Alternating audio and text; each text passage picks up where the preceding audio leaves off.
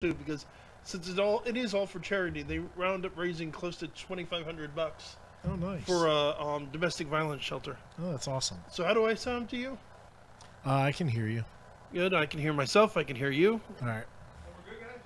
Yeah. Yeah, I think both of our microphones are working. It'll just come down to when Drew shows up, which one he jumps on. Yep. Joe was gonna say, you want to just check another microphone real quick, and then we'll just stick them there.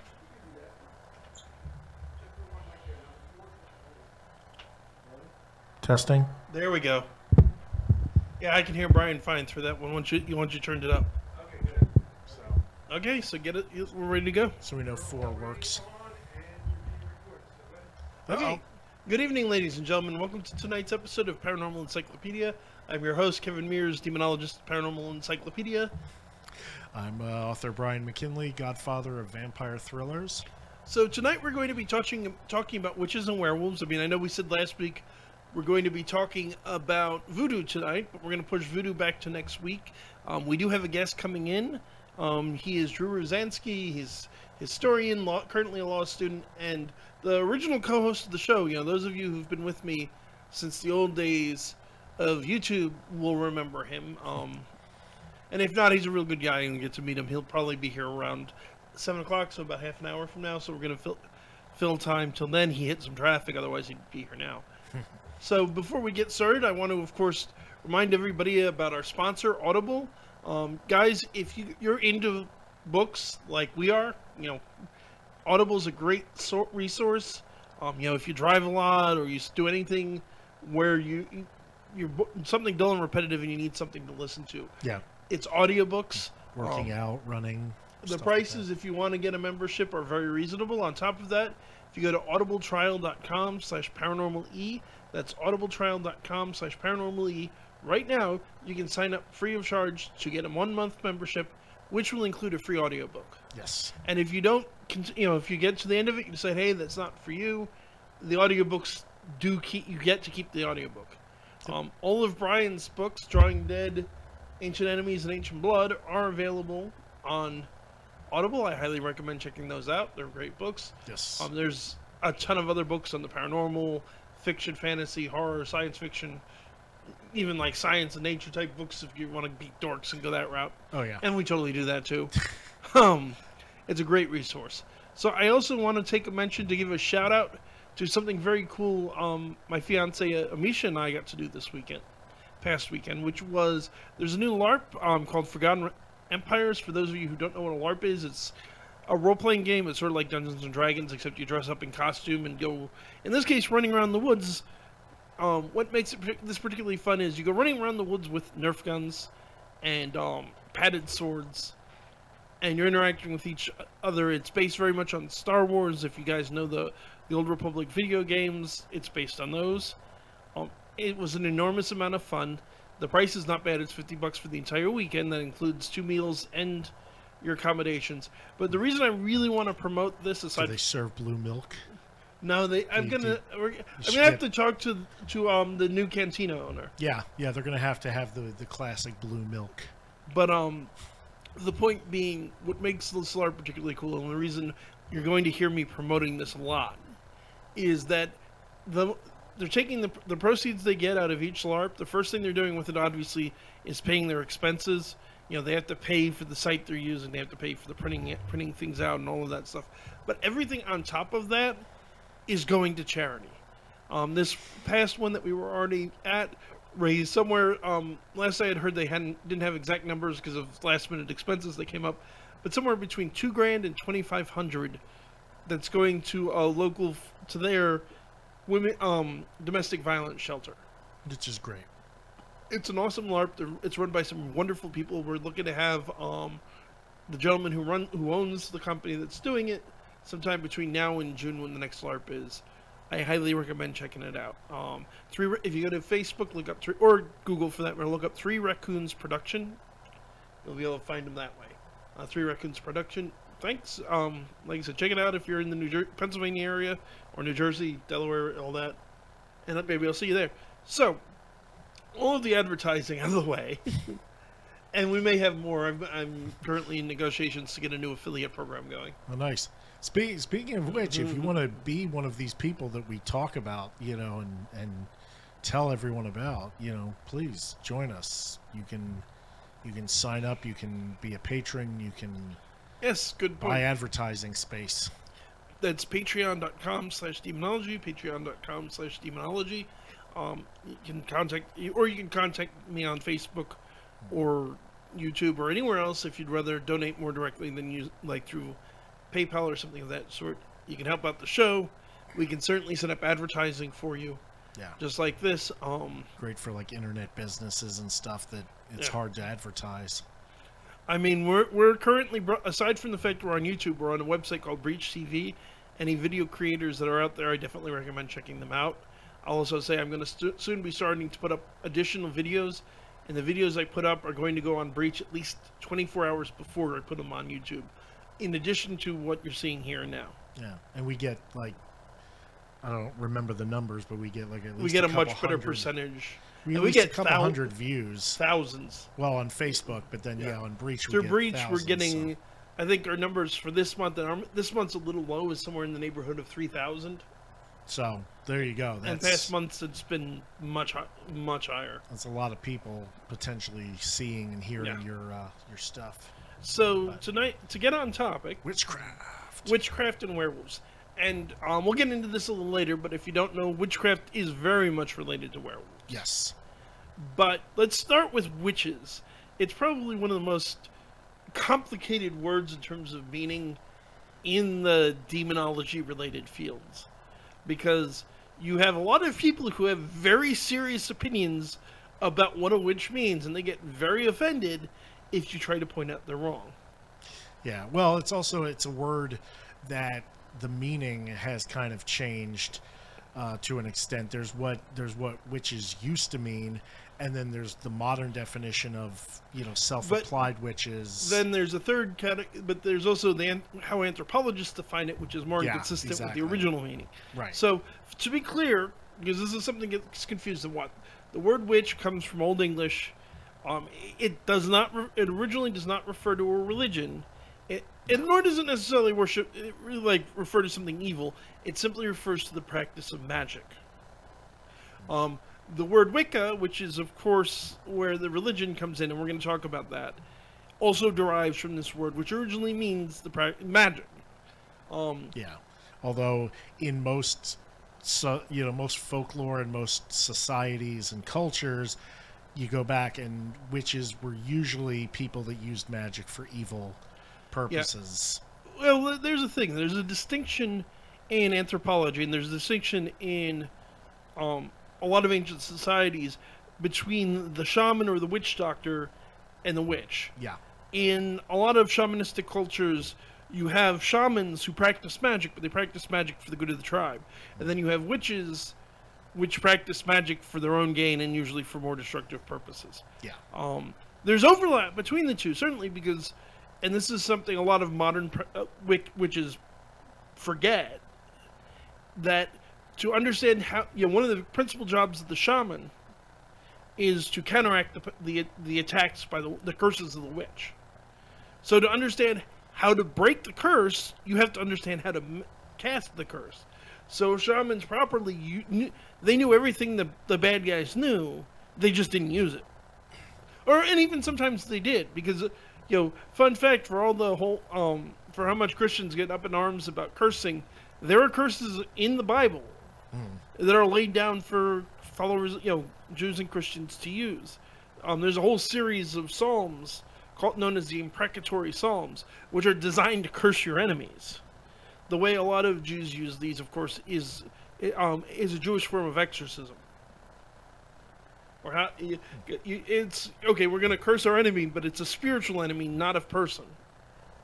Right, you're getting rid of the evil spirits and things like that. But yeah, in my research on vampires, I came across a whole category of, a lot of early folklore. The Romans, the Assyrians, Babylonians, a lot of them, their witches drank blood, transformed into animals, cursed people, did all kinds of terrible stuff. A lot of crossover between vampires and witches in a lot of early cultures. And yeah, in almost all of them, the folklore says, they go after, innocents or babies, or, the blood of, children and stuff like that. Which is, it's not to say that that's what modern, witches or anyone who, calls themselves hold on. that. Gene, are you sure we're broadcasting? Yeah, you're broadcasting. Because I'm on Facebook. I don't see the note. Make it public. I don't see it at all, let alone the ability to make it public. Oh, did it go to Kevin Mears instead of Paranormal Encyclopedia? Yeah. That's why. Ah. Aha. We forgot to switch it over. If you do that, you gotta shut it off. Ah. Yeah, I mean, we forgot to switch it over in the beginning. And I put it on my page too, so you can grab it. Okay. And we should have it on YouTube, shouldn't we? And yours is on YouTube. So I can download it from there pretty easy. Okay. So that explains that. Oops, on our part in terms of just... Sure, our audience is fascinated by our technical difficulties. They should be used to it now, I hope. Yeah, exactly. So to get back on topic... Trained professionals here. So the idea of the witch back in the Middle Ages is absolutely someone who practiced magic for destructive purposes. And usually made a deal with the devil. Yes, almost universally. A lot of it always goes back to that. Which is almost a difference between, like, conventional Satanism as we think of it, and witchcraft. Is Satanists, when we think of them, worship the devil as opposed to making a deal with the devil. Right. I mean, the term warlock, again, same thing, wasn't just a male witch. It was someone who specifically gained their power to practice magic from the devil. Well, actually, technically, warlock is Old English. It means oathbreaker. Yeah. Well, I thought, that may be what the word means, but I thought the general accepted definition of it was someone who got their power from the devil. It's more or less interchangeable with witches, I understand it. Yeah. And again, we're talking. Let's be clear before I offend any neo-pagans out there listening. We're talking about the historical context of witchcraft. We're not talking about Wicca as a neo-pagan religion. No. I hate to say this, and this is going to probably annoy some people, but Wicca, as we know it today, is a product of the early 20th century. There is no historical documentation of it prior. I mean, there's some references to something like it in the 19th century. Yeah. But that's about it. It doesn't go back further than that. Nobody in the Middle Ages called themselves a Wiccan. That isn't to say that magical practice has ever died out, really, even in Christian Europe. The reality is there were a lot of herbalists and soothsayers and things like that throughout Druids history. And all. I mean, every society had or a lot of societies, especially even in pagan, general, by the later Middle Ages, the Druids weren't much of a thing anymore. No, that's what I mean. A lot of societies had magical practitioners. But I'm talking a lot about of times Christianity kind of pushed that out. But not as much as people think. I mean, even today in parts of Europe, holdovers of old pagan magic can still be found. Particularly, there are rural parts of England where they still leave milk out for the fairies. Oh, sure. But it was basic not exactly magical encouraged tradition. by the church. It depends on, actually, very much depends on when in the history of the church you're talking about. See, this is a common misconception people have. Early church history, up until around the 12th, 13th century, the church often, it went back and forth, but often didn't actually accept the existence of witches at all. Of course, one of the most important early leaders in the church, of course, would be St. Augustine of Hippo. St. Augustine actually treated the very idea of a witch as heresy against the church. Right, but because there's you a gave difference power between to man that only God had. But what I'm saying, there's a difference between the official position of the church and what the average, churchgoer, Christian, priest, bishop, they tended to react pretty badly to anybody that would claim themselves to be a witch. Often until that time, but here's the critical thing. Often up until the later, from what we could think of the Dark Ages is more into the Middle Ages. I mean, witch hunts are very much primarily a product of the Reformation and the Renaissance. They're not. I mean, not to say they never happened, but they're not as common in the Dark Ages and the Middle Ages as people think they were. Yeah. Especially because what would sometimes happen is you'd have someone's accused of witchcraft, the Inquisition's called in, the Inquisition proceeds to free the person accused of witchcraft and put the person who made the accusation on trial. Yeah. Because again, in parts of church history, and again, it went back and forth, the idea that someone was a witch was itself heresy, not being a witch, because people couldn't do that kind of thing. Well, yeah, but I mean, as far as there's witchcraft, but also even just regular pagan practices were mostly frowned upon and were largely driven underground. True, most of the underground, but they weren't eliminated. They weren't which is the point I'm wiped getting out, at. which is where these things kind of eventually The holdovers came back. continue to exist. And even funny enough, one of the worst books we could talk, some of the first books printed in English, and some of the darkest books we could talk about, the Malleus Maleficarum and the Compendium Maleficarum, which were, here are what witches can do, here's how to torture them and execute them. Yeah, the witch's hammer. Now, the Malleus Maleficarum is one of the worst books written in the Middle Ages, in my opinion, because it's incredibly misogynistic.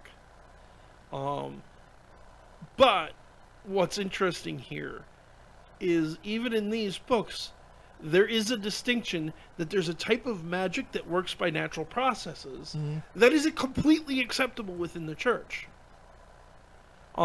Where often the problem came up is, okay, so there's this magic that works through natural forces. That's okay. And then there's this magic that calls upon Satan. That's not acceptable. How do we tell the difference? Yeah. Wasn't that where the term like thaumaturgy comes from? It's like the working of wonders or miracle working or whatever. Like, isn't that was supposed to be the sort of church sanctioned, this is the sort of magic that's okay? Sort of. Although, here's where it gets really weird. So have you ever heard of probably the most famous medieval case of supposed demonic possession, the Devils of Lodun? No, not off the... Aldous Huxley, who wrote Brave New World, wrote a book about it. There's a bunch of other books, movies, and things like that. So this mass possession that supposedly happened in Lodun, France, of a convent. Oh. And it gets crazier from there. I mean, supposedly the priest was performing satanic rituals, the nuns were involved in massive orgies. Yeah. Here's where this gets really bizarre and crazy. And this is something I know from our guest, if and when he gets here. He's busy turning into a werewolf. Baron Voltage, I am seeing your comments. You and I need to have a talk. The thing that might have been a curse definitely is starting to sound like it is something called paranormal. Oh, goody. But I don't think I'm ignoring you. I'm just saying that, so don't think I'm ignoring you. I'm just mostly trying to stick to top. It's probably something that's probably something better discussed off air. Yeah, in private with him. But here. So here's what happens. It's really strange. I think is really strange. During this time period, and some of the nuns involved, and maybe a few other cases, the church gets this idea that, well, these people possessed by demons, that possession gives them a sort of special sight. It allows them to see into purgatory. Purgatory, for those who don't know, purgatory is a Catholic concept of basically it's heaven's waiting room, as it were. If you're supposed to go to heaven, but you have some sins unresolved on your conscience, you go to purgatory to purge them out. Stuff like that. Limbo's purgatory's heaven's waiting room. Limbo's sort of almost hell's waiting room. Oh, okay. Everyone in purgatory is eventually going to go to heaven. You have to go under the bar, in order to. But they have sins they have to. So ghosts in general, the spirits of the dead idea, were thought to be residents of purgatory. So you could communicate. Being demonically possessed would allow them to communicate with these souls in purgatory. Mm-hmm.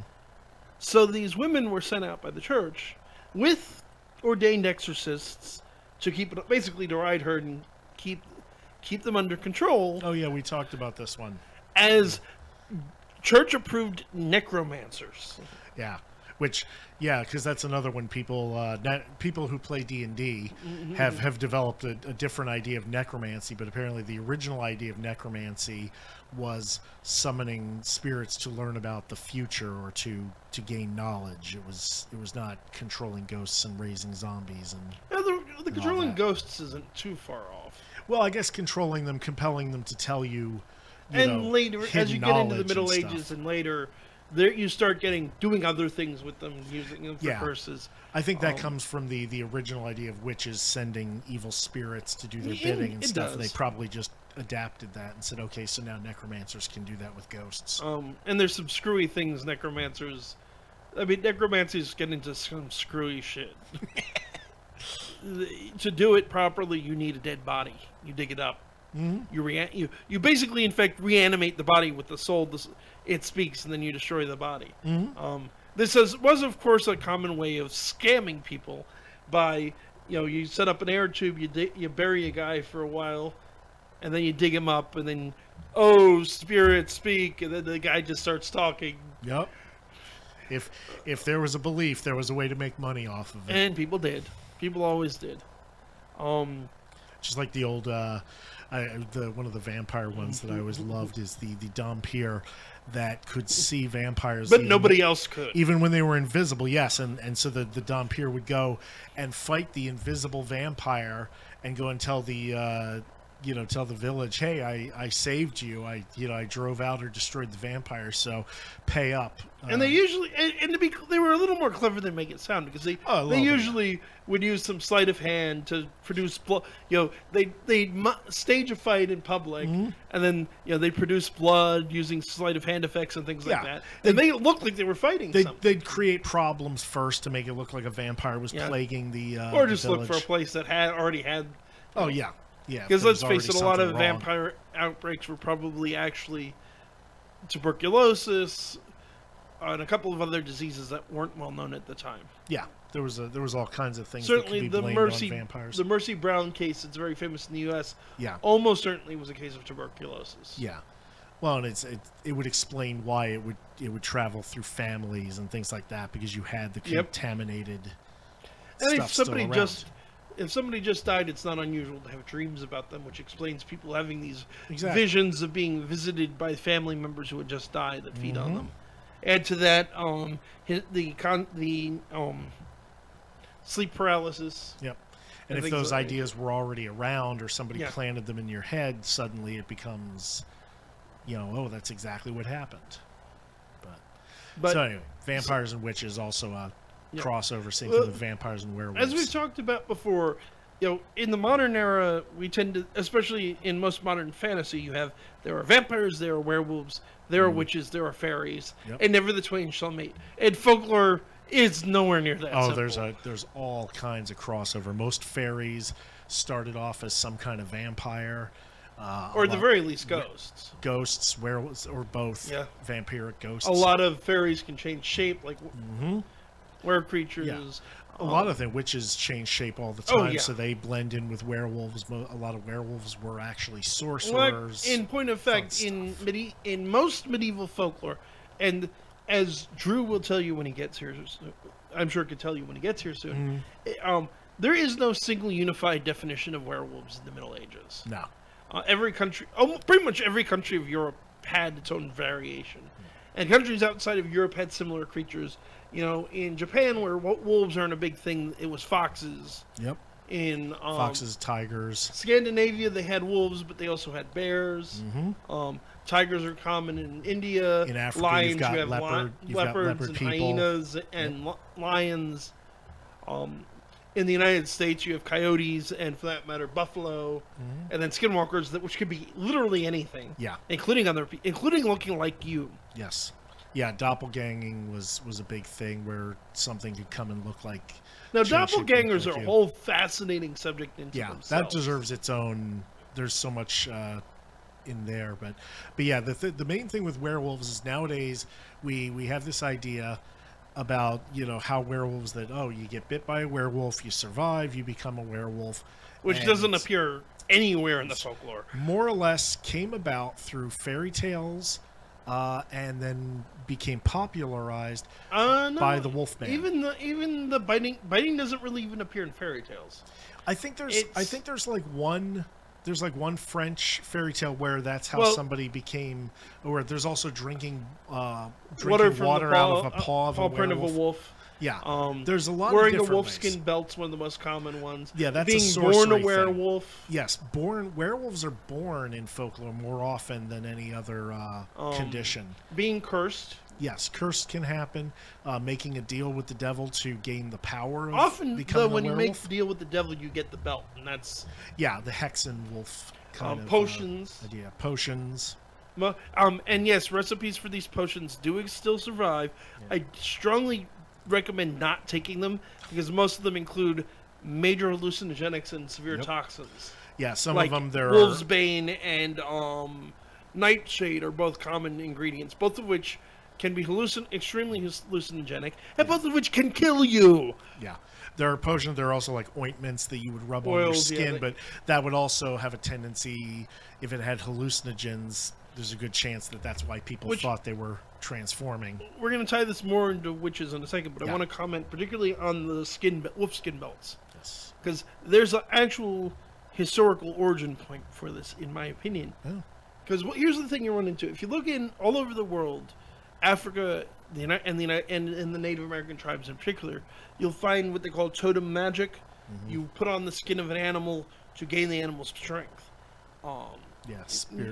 Particularly when you're going out before you go on a hunt, you do this big elaborate dance and ritual to try to channel the power of this animal. Now, in Viking culture, there are warriors known as berserkers and warriors known as ulfzerkers. Mm-hmm. A berserker literally means bear shirt. Yep. Ulfzerker, wolf shirt.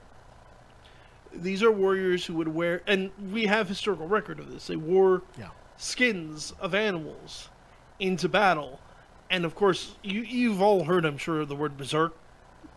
We're talking. This is the warriors that word came from. They went out. They'd go crazy during battle. They'd chew on their shields. They'd attack anyone who came in range, friend or foe. Yeah. And it was believed they were channeling the energy of this animal. Yeah, they had the bear spirit that they had killed. And it goes further than that.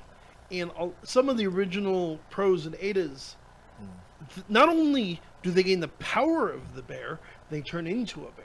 Yeah. This is probably, for example, in most werewolf folklore, if you want to kill a werewolf, you use the same things you use against a regular wolf. The silver bullet thing is pretty much Hollywood. Yeah, that's mostly, again, the wolf man. Although a large part, both the being bitten and the silver, they probably borrowed from werewolf lore or vampire lore. Excuse me. Yeah, that's actually both are common in vampire. Both legends. are much more common in vampires than in a werewolf. In the legends about berserkers, the ones that could turn into bears, so they'd actually turn into this gigantic bear that would go berserk in combat. No weapon would be able to pierce its hide. It'd be an unstoppable killing machine. Mm-hmm. And then after the battle was over, they'd be forced to sleep. And that's when you could kill them. Yeah. That might be where this idea of invulnerable werewolves comes from. There's probably a few. A lot of it, I think, is just, Hollywood, the screenwriters come up, they make things up. But there are at least a few later legends that suggest that they're very difficult to kill. Not necessarily that you need silver. Some. Although what's fun, the Greek werewolf, the Varkalak, is a born werewolf. When it dies, it rises from the dead as a vampire called the Virkalakos. And that's another common one. Being a werewolf in life often means that you're coming back as a vampire when you come back. Yeah, it's sort of a punishment. Same thing with being a witch. If you're a witch in life, a lot of times... And you come back as a vampire. You're raised from the dead as a vampire. And it's worth noting here as well, to tie werewolves and witches together. In a number of witch trials, particularly in France, people were executed for sorcery by means of lycanthropy. People were killed. I'll get to the burning at the stake in a second because I want to clarify that. But they were killed for being werewolves. Mm-hmm. And at least some of the cases, like Garnier, is one of the most famous ones. If you read the trial transcripts and the history and the things of that nature, they were, in my opinion, at least in some of the cases, what's probably happening is they caught an early serial killer. Yeah. They didn't know what else to call him. They called it, because it's like, okay, this guy's going around killing people and eating the bodies. Yeah. He's a werewolf. That's where people think serial killers didn't necessarily exist until recently. It's not true. You just look for them under the word werewolf, and you'll find a lot of people that were, convicted of being werewolves, and what they really were serial killers or mass murderers. Yeah. Which, of course, gets into Gilles de Rais. Yeah. Gilles de Rais and all kinds of fun people. And it's an interesting thing, because... So, one thing I want to note is the idea of burning a witch at the stake. Did it happen? Yes, it did. Did people get burned at the stake? Yeah, that happened too. But not as often as people think. Often, not always. Again, people were actually burned alive at the stake. But often the person was drowned, strangled, or decapitated, and then you take the dead body and you burn that at the stake. Yeah. Because that was considered a general way to cleanse evil. It's a purification. I mean, vampires, you burn them. If you're uncertain whether a guy in a grave is a vampire, generally burning them. Even in the stories where they stake them, it's usually you stake them and then you burn them. Yeah. Except there are a few cases where the vampire was specifically couldn't be destroyed. Yeah. So the stake was literally to nail them into the ground, and then they would just cover the body up and basically be like, okay, now he can't get out, and he's just going to lay there forever. Till Judgment Day. Yeah, pretty much. Those are some fun. Which gets into folklore. A lot of the times where vampires are sort of unkillable. A lot of the ways of doing it, it's like, no, you're not killing it so much as rendering it useless. Why do you cut the head off? You cut the head off and you put it between the legs so it can't reach the head, and now it can't feed, and now it's no longer a threat. Yeah. Or you turn it upside down, face so it down. digs down into the earth instead of up. Yeah, so it just can't get out. It's like really weird, crazy stuff. You put the rock in its mouth so that it can't nail its head to the coffin. Bite. Yeah, there's some fun. I'm doing my carry it through a series of crossroads so it can't find its way back to town. Oh, that's another good one. The running water thing generally comes from the idea of cutting the head off, stuffing the mouth with garlic, and then throwing the head into a body of running water. Often when you burn them, you threw the ashes into running water, didn't you? That one I haven't heard as much. I thought it was usually the logic of you scattering the ashes. Usually it was scattering. It wasn't throwing the ashes in the water, but... There's a lot of bleed over, where a legend would start probably in one country, and then it migrates through travel and trade, and it gets slightly changed, and the name gets changed a little bit. I've been doing a bunch of research for my new and improved vampire presentation that's eventually going to be put up as a video, and I'm learning a lot of cool new things. And it's crazy. Yeah, there's so many similar legends in an area, and it's obvious, okay, this one went to here, and then they changed these couple of details and added this on, and then it migrated over here, and because you'll see things that very similar stuff in Russia and Poland and Greece and Romania and in all these places, but with slight differences. And I mean, these legends go back as far. I mean, there are legends of the Walking Dead going back to ancient Mesopotamia. Mm-hmm. Yeah, and spirits and things. And spirits and shapeshifters. Yeah, all this stuff. Witches go back is one of the oldest kind of the oldest fear thing. And here's another thing about the church and how it's handled witchcraft historically. Up until there's a point where witchcraft eventually was considered a heresy, and we can get into why in a minute. But in the original laws, both in how the early Christians in the Middle Ages, part of the Middle Ages, the Low Middle Ages dealt with them, and how previous cultures dealt with them. Like, for example, the Romans had laws against the practice of magic too, not just Christians. Oh yeah. But there are laws against the practice of magic going all the way back to the oldest known codified set of laws, the laws of Hammurabi. Mm-hmm. The difference is, historically, it wasn't, witches are heretics. That's a relatively later invention. It was, what are you doing with your magic? Yeah. And they were convicted not based on, I'm practicing magic, but, okay, you used your magic to kill that herd of cattle. Mm-hmm. You have to pay a fine for killing the cattle.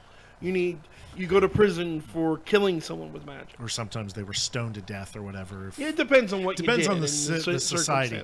The African witches, they don't play. they convict somebody of witchcraft or whatever, you're either kicked out of the tribe or you're like beaten to death with clubs and stuff. It's pretty harsh. Let's be really clear about a tragic reality I think too many people in the West are not aware of. Witch trials are still a thing. Yes. There are parts of Africa, New Guinea. There are people that there was somebody that was just like executed for being a vampire. Yeah, it was in like Africa or South America. There's a political leader who got in trouble for the fact people were accusing him of being a vampire too. Yeah, but I mean, there was one where the guy was actually like dragged from his home and beaten to death or whatever, just for being suspected of being a vampire. It's very crazy. I'm not condoning what they do by any means, but I want to make a note that there are magical traditions active in the world that are dangerously criminal. And one of the ones you find in parts of Africa that people in the West don't talk about as much as they should is what's called medicine killings. So in parts of Africa, there's a tradition going on today, and Google this, don't take my word for it, called a medicine killing, where you kill someone, often children, not always, harvest their organs, and then use that in medicine or spells to help rich people. Yeah. This is a real and serious problem in some parts of the world. So I've even seen people try to justify the witch hunts based on that. And it's like, well, if you're hunting people that are actually doing that, that's a criminal offense all by itself. Exactly. You don't need to get into magic or not. But children get accused of witchcraft and get thrown out of their tribes. Horrible things are happening. And, especially in places where the tradition is that someone can simply be born a witch. Yep. Which is something that I've discovered in my research. There are things where you don't decide to become a witch. You simply are born with this ability. You're born with it. Around puberty, it suddenly manifests, and boom, you're a witch. So it's like Harry Potter, except they burn you alive. Yeah, except there's no Hogwarts and there's no benefit to it. You just get like beat down. Yeah. Or driven from your tribe. There's actually apparently whole tribes and areas in Africa that are made up of these people that have been accused of witchcraft. They've been kicked out of their normal tribe, and they're forced to live together. And they've been brought into they band together for protection. And who can blame them? No, it's actually good that at least there's something, but some places they're not so lucky. That's another thing I want to get to that people do often not realize. Now, for the witch trials were large. Witch trials actually served political purposes, and again, I'm getting there. I was hoping Drew would get here because he's the one who told me about all this, and he could explain it better than I can. We can always get back to it. But the thing is, there is actual evidence of at least a few isolated cases in Europe of people practicing destructive magic through the Middle Ages. There's examples of it now when you look, and for that matter, if you look at some of the folklore. My fiance likes to point out, if you look at the Navajo legends of the Skinwalker. Oh, God, yeah. Well, to become a Skinwalker, the ritual requires you to kill a member of your immediate family in cold blood. So, even if you don't believe in the magical side of it, someone who's willing to kill a member of their own immediate family, that's a kind of screwed up thing to do. Yeah. Well, and seriously, it's like we look at this stuff as like, oh, it's interesting, but no, you talk to a Navajo, they take it deadly seriously. They don't talk about this stuff, and if they think somebody is if somebody is suspected of being a skinwalker, and this has happened, people have been shot because that's how you kill a skinwalker. Is you get a bone pellet that they used a blowgun or an arrow or something to get into you and infect you. You load it into a shotgun with buckshot, and you go and you hit them back with it, and that's how you reverse the curse. So you've got people on reservations like shotgunning each other, thinking. Though to be clear, this is not. This happens. It happens. We're not saying this is happening all the time, and no. We're not trying to paint Navajo or anyone else as superstitious or stupid. No, but it's something to be said. Like in the 20th century, this is still this stuff is still believed and still happens. There are even a few cases, even now, of people in the United States who've been not usually so much criminal charges, but if it can be demonstrated in a court of law that you've cast a curse on somebody, there is a potential that you could be facing civil liability or even some criminal charges. Yeah. And here's the thing for people who think this sounds silly. It's called psychosomatic death or voodoo death. Again, feel free to Google this. if someone's strong, if you go through all of this and you can convince the target of this curse that they're cursed, they can sicken and even die without a medical reason.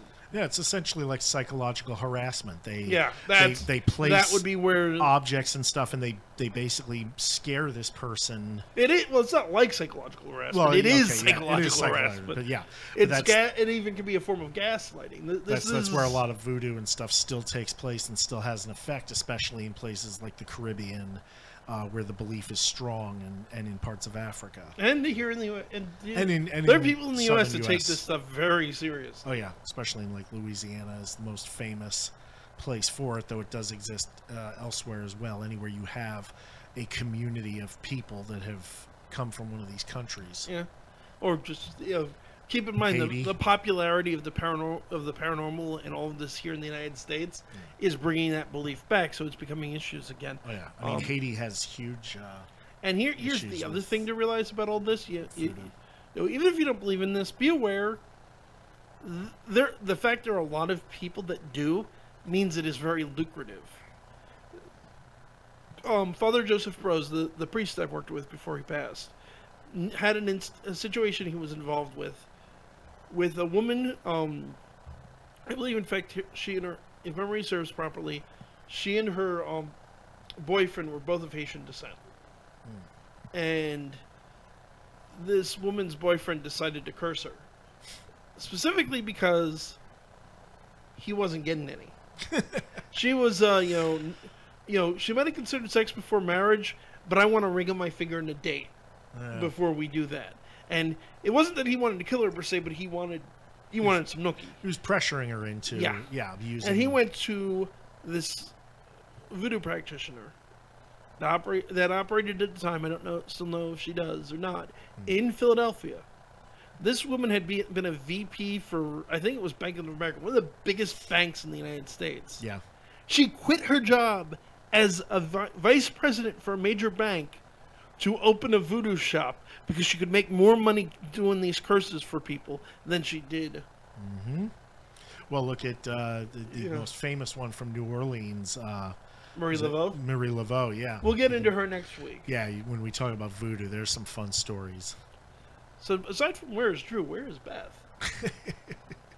Beth, where are you? It's like, seriously, people. We're running out of people here. We're running out of time too. Yeah. I thought maybe Misha went out to go find Dru. Yeah, I was hoping maybe he'd shown up. Yeah. Oh. Well, we'll drag his rear end in here for another week. So since he is in here, I'm going to get into this a little bit. So why did the witch trials happen? Okay. Now a lot of the time, people like to look at things like the witch trials or the Inquisition and go religious hysteria and leave it at that. Much like most things in the real world, it's a little more complicated than that. Everything in the real world is more complicated. So like I've said a couple of times, earlier parts of the Middle Ages, witch trials weren't a major thing. They happened from time to time. The church as an organization wasn't as involved as often as people think. And then this changes. Why does this change? Well, in the later part of the Middle Ages, I want to say there's a number of volcanic eruptions that managed to dramatically alter the climate of the planet. I think I've even read once or twice it may have slightly altered the axial tilt. And what this does is it sends Europe into an ice age. Yeah, mini ice age. That was fun. So I was around for that. You are older than dirt. So here's what you run into. In European folklore, how the land does is dependent on how the king's grace with God. A king who is right with God, who is doing what he is supposed to do, his land prospers. His crops especially grow. If you know you're Arthurian. Yeah, but this goes on long past Arthur. That's absolutely true.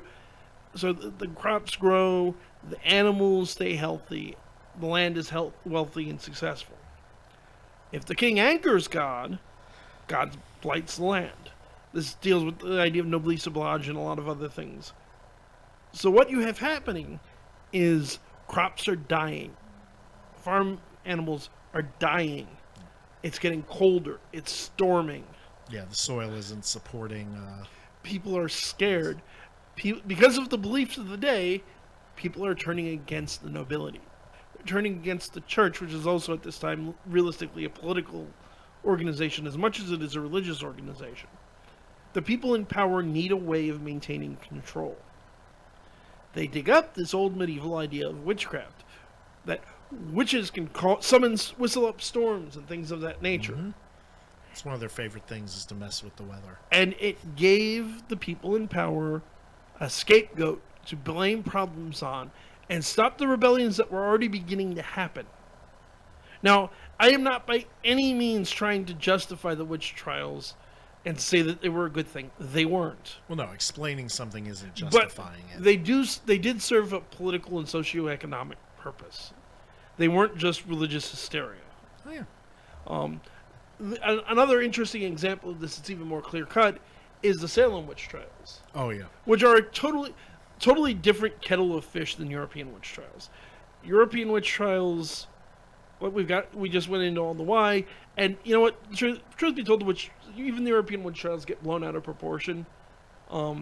Many, somewhere in the neighborhood of 70%, I want to say 70% of the cases were dismissed. The person wasn't found guilty, and of the ones that were, more of them were banished and executed, or fined and then executed. In the United States, 19 people were hanged. One person was crushed under rocks, and somewhere between 2 and 6, I've seen different sources disagree on this, died in prison. Over a giant cluster that started from, and here's the great secret. There's a lot of wild speculation about ergot poisoning. By the way, ergot poisoning the symptoms of ergot poisoning don't remotely resemble the symptoms that these girls showed. Yeah, no, I've heard mass hysteria. I've heard ergot poisoning. I've heard of political, like somebody trying to cover up an affair. Yeah, it's actually a lot simpler than all this. If you go back to the very first families that make accusations and the people that they accuse, there's property disputes going on there. Mm-hmm. Now, if someone's found someone's accused of witchcraft, they either plead innocent, in which case they're found guilty and hanged, or they plead guilty, in which case they're thrown in prison. In either case, their land is forfeit. This is why Giles Corey was pressed under rocks. He refused to give a plea, so they tortured him to try to get him to give a plea, until finally, under a great deal of courage and emotional pain and physical pain, he died, which saved his life. Hey, there we are. You finally made it. You got about 10 minutes, my friend. Hello. Hi. Nice to meet you. Well, have a seat right there. Yeah, number 4 there. Okay, cool. So we got a lecture time. So we've been talking mostly witches in order to leave space for you to go into werewolves. I'm very interested to hear about stuff. Okay, so where should I begin? Where indeed. Okay, I'm just wrapping up explaining that the Salem trials mostly came down to property disputes. Oh, yeah. So, I saw a werewolf drinking a pina colada at Trader Vic's. Yeah, his hair was perfect. I didn't know you were in London, but hey. Yeah. So, for anyone who doesn't know, the gentleman who just joined us is Dru Rusanski, historian, evil trader who went off to law school rather than continuing the show, and the former co-host from the old days. And able to get extraordinarily lost. Yeah. This place will do that. We've all had this happen before, my friend. So, so I guess start with we were talking about the connection between witches and werewolves. Witches and werewolves, and that most werewolves were actually more likely to start as witches than they were some Lon Chaney Jr. who got bitten by a wolf and transformed. That was something that I know about. Here's what maybe you could clear up for us. Yeah, go into some debate between Brian and I. Ah. My opinion is that the idea that you become a werewolf by being bitten is pretty much, they borrowed it from vampires. Yeah. He's saying that it actually appears in a couple of fairy tales. I'd have to see which ones. I don't recall it. Yeah, I remember. So two of us are saying no, and one of us is saying Yes. yes. I remember there being some French fairy tale about like a woman and her prince, and the prince turns into a wolf, and she kills him and accidentally, and he transforms back into her prince, but he got that way through I think being bitten, or I think there's one or two stories of being bitten by a wolf. That yeah, might by do it. by a regular wolf. Yeah. That's Which possible. may have morphed into. I mean, I was admitting that yes, the most common ways to be a werewolf were being born, being a witch that turned into an animal, or like some sort of sorcery or a curse. Yep. St. Patrick. There is also Gift of Gods. You might want to. Ah, yes. So- lean it a I little haven't bit. even Okay. touched on the Oh, that's his favorite. God's yes. God's werewolves yet. Yeah, Yes. that was great. But you also then have the Livonian werewolves, which are remarkably similar to the Wolves of God, where I'm personally convinced there's an order of priests, because you wind up with this bizarre witch trial for this werewolf. He comes in, old man, and he says he's a retired werewolf. Retired werewolf. That's an awesome title. Says this to an Yes. inquisitor too. No To an less. inquisitor. Inquisitor who brings him in. Do you know why I brought you here? Because I'm a werewolf? Wait, you're just gonna come right out with it? And you have this back and forth. Wait, so you're a witch? No. Werewolves hate witches. What? No, that's because German folklore, French folklore, you Yep. have them as a form of witches. Yeah. But no, we hate them. We don't want that. But what? Does not Yeah, no, compute. So, more or less, the idea is that devils and witches, they actually use the male form of witch, so sorcerer would probably be a better translation, went down, would steal grain and drag it down to hell. Right. But it would be the spiritual version of the grain, and that would prevent a good harvest. They'd also steal livestock and even children. The werewolves would go down to hell in a wolf form. They weren't this monstrous thing. They were just wolves. No, that was purely movies. More Hollywood. Yeah. That kind of did that. Although in some werewolf legends they are bizarre, like they have human faces. Or... Yes. Once in a while, yeah, you'll get some weird things Yeah. like that. I want to say there's at least one where they do walk upright, but I Probably. I have not been able to find one. I I've been can't find looking it. for one. So, you have this nice little scenario where you have this guy claiming he's a werewolf, and they go down into hell, steal the grains back, and ensure a good harvest. And the Inquisitor's just utterly confused. And the guy goes, yeah, no, we hate the devils, we hate the witches. I Feelings have the mutual. scars to prove it. And he lifts up the back of his shirt to show whiplashes. Or just scars on his back from his journeys. And he goes into all these other details about how, yes, they take livestock, but they only take what they need. So you just eat raw animals? No, we cook it first. And Not savages. yeah. And so the Inquisitor starts probing fun at it. Wait, how is it that witches manage to start a fire and cook over a fire? And he's like, don't worry about it. Trust me.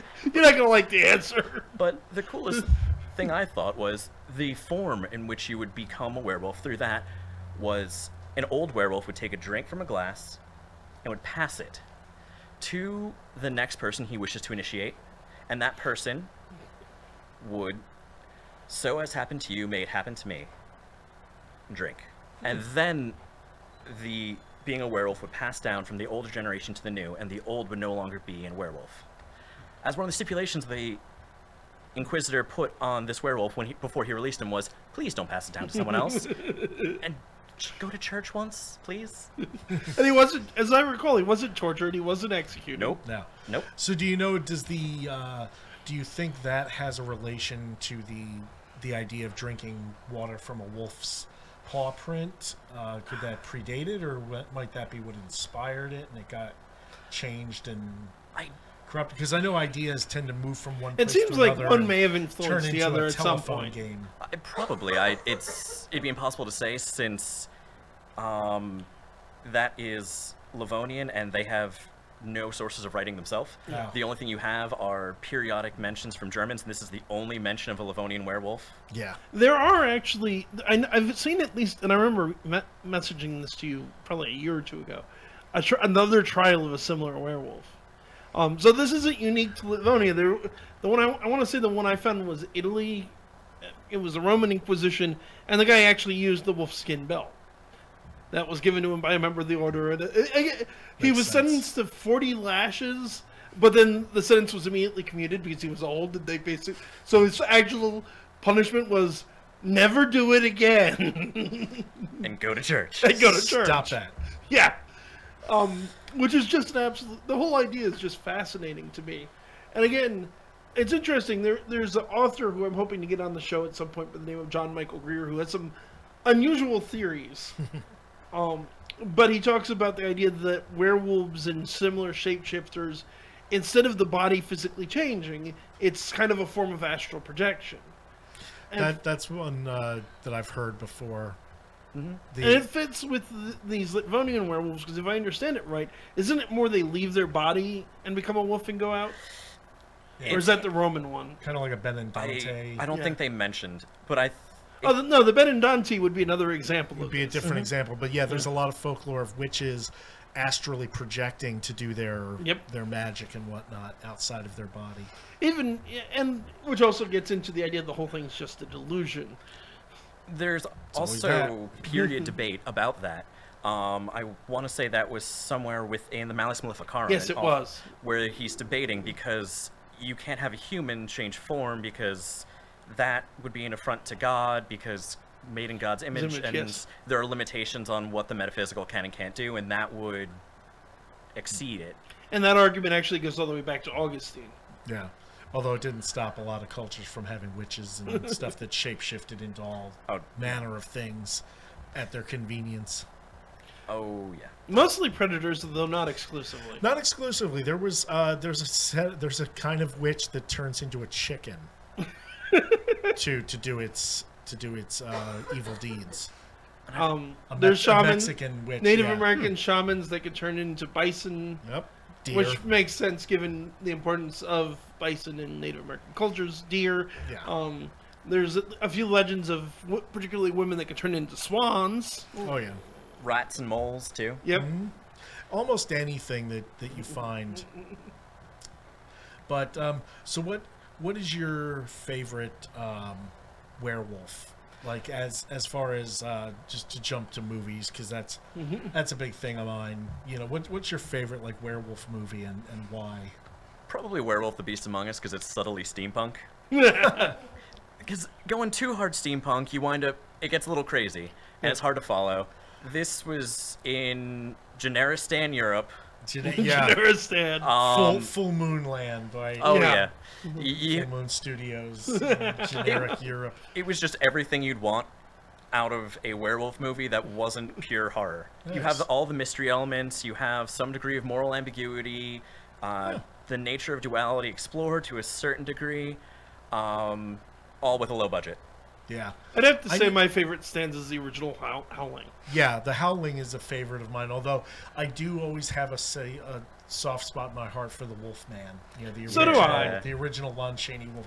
Even though you got to give props to the original. It did so much damage to werewolf lore and pretty much created so much werewolf Pretty much lore it invented the werewolf movie genre. I mean, they didn't just create the werewolf movie genre, they actually altered historic sources as a means of trying to... Like the whole full moon thing, the getting bitten and explain that about the silver in the movie. Silver bullet, all that. He's got something They added silver into previous legends, released the legends ahead of the movie, so that way their movie seemed more legitimate. Yep. And the whole, even a man who is pure of heart and says his prayers by night. Oh, total screenwriting. I mean, to be fair, a man who is pure of heart would have defenses against witches. Yes. That was included in Malleus Maleficarum and a couple other witch hunting guides, including King James's Demonology. Right. Where... Although the whole point of the movie is that even if you are a great guy, you can still become a werewolf. No defense. So it basically contradicts the folklore. Yeah. Because the idea, from what I've read and listened to and whatnot in commentaries, Kurt Siodmak, who wrote the novel, or wrote the sorry, not the novel, the screenplay, was a refugee from Nazi Germany, and part of what he was doing with the Wolfman was making a commentary on the German, people, and the fact that good people, when caught up in extraordinary circumstances, can do things that are absolutely horrific and become something that they don't recognize, and it's all a lot of subtext. Well, and even some of the stuff I've read, the original scripts for Wolfman were actually much closer to the original She-Wolf of London. Yes. Where no, he wasn't actually turning into a Wolfman. It was right. He just thought he was psychological. Which actually I think might have made a more interesting movie. Yeah, 5 minutes. But yeah, they wanted they didn't like that idea. They wanted a real monster that they could add to their pantheon. I will say now, since you got here kind of late, but now you know how to get here, you are welcome to come back. Yeah, we gotta do Werewolves Part 2. Not to mention, I need to at least explain why witches are all to do with climate change. Oh, there. I was just getting into that a little bit, but you can do it better. I was holding off till you got here because like, Drew can handle this better than I can. Yeah. So hopefully next week, then maybe we can. Can you make it next week? I have to see, but possibly. Okay. Either that or another time. Here's the plan. So here's the plan for next week, since we kind of should wrap it up, given we got a few minutes. If you make it, we'll continue this discussion. If you don't, we'll go to Voodoo, which was our original plan. Then we'll get as I recall, you know a bit about that too, so we can always get into that. Nowhere near enough to be confident, but enough to contribute intelligently to a conversation. I know next to nothing. I'm mostly here to make snide commentary. Yeah. Kevin, he knows vampire lore very well. I know vampires. Well. That's kind of my niche. So we got to wrap things up, unfortunately, folks. I want to thank you for tuning in. Remember, if you want to support us, you can sign up for a free Audible account by going to audibletrial.com/paranormale, audibletrial.com/paranormale, or hey, if you got some money to throw at us, you can go to patreon.com/demonology, patreon.com/demonology. If you're broke and you already have already done the Audible trial thing, we get it. The best thing you can do there is share the links, like, comment, subscribe. Let us know what you think. I do actually keep on top of reading comments if you put a comment on YouTube. I will also moderate comments if you start getting in. I've had people insult us. I've had people say something intelligent, and don't just be insulting, and I'll let it slide. I don't even care if you agree with me. Just be an adult about it. Yeah. But that's going to do it for tonight. I'm your host, Kevin Mears. Brian McKinley. Dru Rusanski. Good night and God bless. Live long and prosper. Hold on, guys. Yep, by means. Well, thank you for coming, Drew. Even if you got lost and got here very late.